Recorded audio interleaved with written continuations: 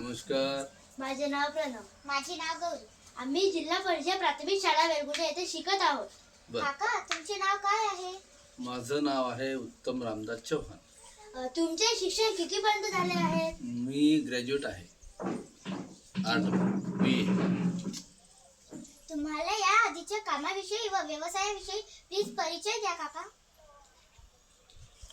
पहिला माझा व्यवसाय पोलीस इन्स्पेक्टर पोलीस खात्यामध्ये येऊन सेवानिवृत्त झालो आणि त्यानंतर आता शेतकरी म्हणून या बागेत माझं व्यवस्थापन आणि लक्ष देणं चालू आहे. तुमच्या आताच्या कामाविषयी माहिती द्या. आता सध्या तुम्हाला जसे आपण सहल फिरलो ट्रिप आणि बाग पाहताना प्रत्येक गोष्ट प्रत्येक झाडाविषयी आपल्याला माहिती दिलेली आहे. त्यानुसार 2011मध्ये आपण ही आंब्याची बाग लावलेली आहे. म्हणजे आंबा बाग जवळपास 14 ते 15 वर्षाची झाली आहे, बरोबर. त्यानंतर मग 8 एक वर्ष अगोदर सीताफळ लावलेलं आहे.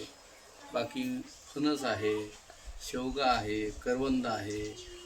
तर मुख्य पीक आमचं आंबा आहे. हा आंबा आपण जून महिन्यापासून त्याचं व्यवस्थापन करतो आणि एप्रिल महिन्यामध्ये त्याचं हार्वेस्टिंग येते, म्हणजे फळं तोडणी करतो आणि विक्री करतो.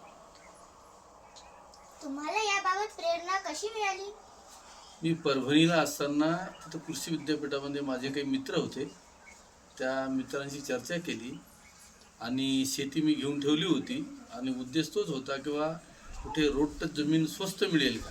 त्या काळात 18 वर्ष अगोदरही शेती घेतली आणि 6.5 लाखामध्ये पूर्ण 17 एकर मिळाली.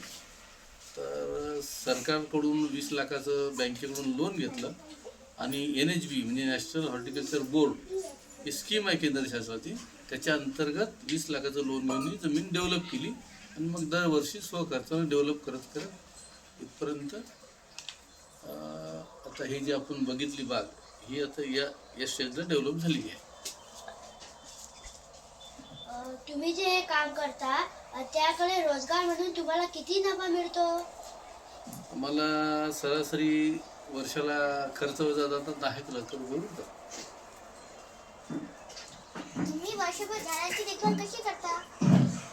झाडांची देखभाल म्हणजे हार्वेस्टिंग संपली मे महिन्यात की जून महिन्यापासून आपण झाडांचं पाणी पडल्यानंतर त्या झाडाला गांडूळ खत, कुजलेलं शेणखत, भेसळ डोस अशा प्रकारचं खतं वगैरे देतो.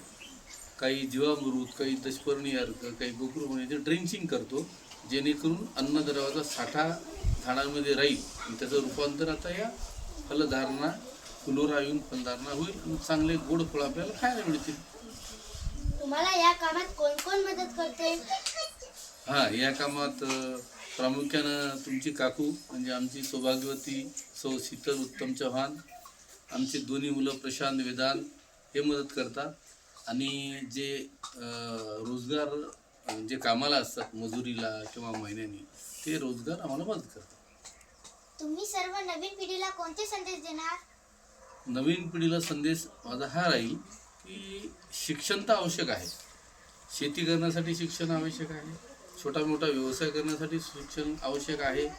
परंतु नुसतंच शिक्षण घेऊन नोकरीच केली पाहिजे असे नाही. शेती करणं आणि शेतीतून उत्पादन काढणं आणि पर्यावरणाची निर्मिती कायम ठेवणं हे सुद्धा काळाची गरज आहे. आजकालच्या तरुण पिढीनं शेतीत सुद्धा संपूर्ण नॉलेज घेऊन शेती करायला पाहिजे, नोकरी व्यवसाय सांभाळून.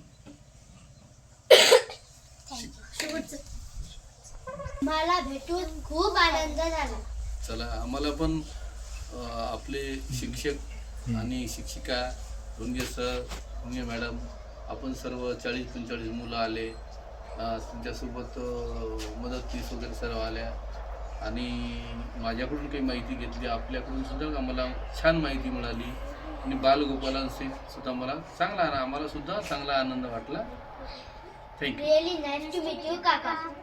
ओके, धन्यवाद. सोबतच तुमच्याकडून आम्हाला बरेच ज्ञान मिळाले. Okay, thank you. Thank you so much. चालेल.